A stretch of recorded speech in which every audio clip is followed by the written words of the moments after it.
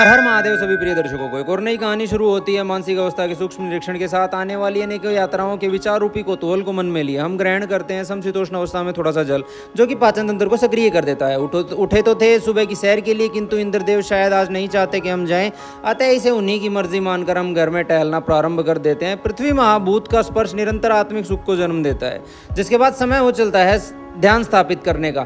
आंतरिक यात्रा अभी हमसे कुछ दूर मालूम पड़ रही थी। जल्दी से नहा धोकर हम हो जाते हैं तैयार, क्योंकि आज हमें निकलना था हमारे एक घनिष्ठ मित्र के यहाँ। हमें ही नहीं सभी को वहाँ जाना था, अतः शीघ्र नहा धोकर हम तैयार हो जाते हैं। तब तक मोहित भी अपनी गहरी निद्रा से होश में आ चुका था और वह भी जाने को तैयार हो चुका था। अस्पताल बंद कर हम निकल पड़ते हैं।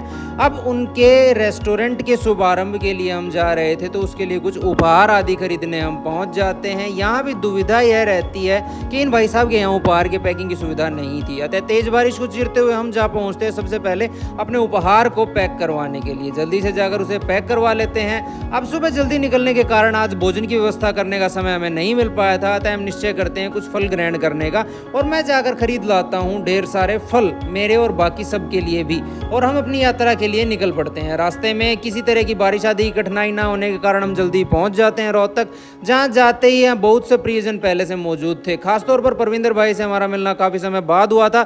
अब रेस्टोरेंट का शुभारंभ था, तो माहौल काफ़ी ज़्यादा अस्त व्यस्त मालूम पड़ रहा था, और हमारे जीवन की कठिनाई यह है कि हम ज़्यादातर उबली हुई सब्जियां या दाल ही खाते हैं, जिसका कारण हमारा यह मानना है कि एक इच्छा ही दूसरी को जन्म देती है, अतः भोजन का संयम रखना अति आवश्यक है। इन्हीं कुछ सूक्ष्म विचारों के साथ हम खोजने निकल जाते हैं अपने लिए कुछ सब्जियां, जिसमें हमारा साथ देने को उत्सुक थी हमारी प्यारी बहन। तो शाम हो चली थी, भूख से व्याकुल सा महसूस करने लगे थे।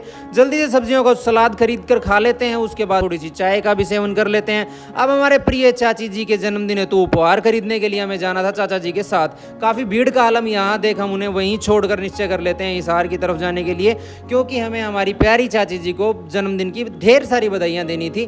ढलती शाम एहसास दिला रही थी कि आधी यात्रा हम कर चुके हैं और आज का दिन समाप्त होते होते यह यात्रा भी पूरी हो जाएगी। इन्हीं कुछ विचारों के द्वंद्वों के बीच हंसते बोलते न जाने कब हम हिसार पहुंच गए, पता ही नहीं लगता। पूची की वफादारी भी अक्सर देखते ही बनती है। हमारे साथ होने के बावजूद उसे बाकी लोगों के वहां न होने की कमी खल रही थी। शायद इसी कारणवश वो दरवाजे पर बैठकर उनका इंतजार कर रहा था। बाकी लोगों के आने तक हम थोड़ा सा जलपान ग्रहण कर लेते हैं। यहाँ भी फिर से हमने चाय पी, और ज्यादातर होता यह है कि चाय पीने के कारण अक्सर महसूस किया जाता है कि बढ़ा हुआ पित्त वेग शरीर में घबराहट की स्थिति उत्पन्न कर देता है, जो संभाल पाना हमारे लिए अत्यंत कठिन मालूम पड़ता है। अब बाकी सब लोग भी घर पर ढेरों उपहार लेकर पधार चुके थे।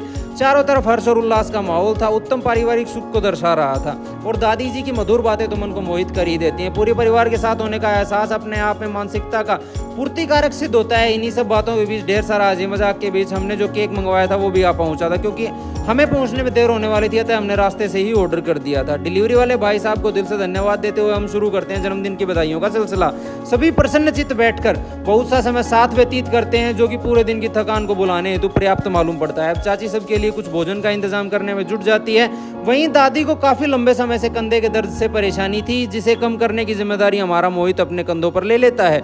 अब अपने खाने के प्रबंध हेतु हम फिर से अपने लिए सलाद मंगवा लेते हैं। भला हो इन घर तक खाना पहुंचाने वाले भाई साहब का, जिनकी वजह से आज हमें भूखा नहीं सोना पड़ेगा, क्योंकि रात काफी हो चुकी थी। घर पहुंचते पहुंचते बहुत देर हो जाती और जाकर भोजन की व्यवस्था करना संभव नहीं था। तो समय हो चलता है सभी को अलविदा कहने का, और अपना भोजन हम गाड़ी में बैठकर चलते चलते खाने का ही निश्चय कर लेते हैं।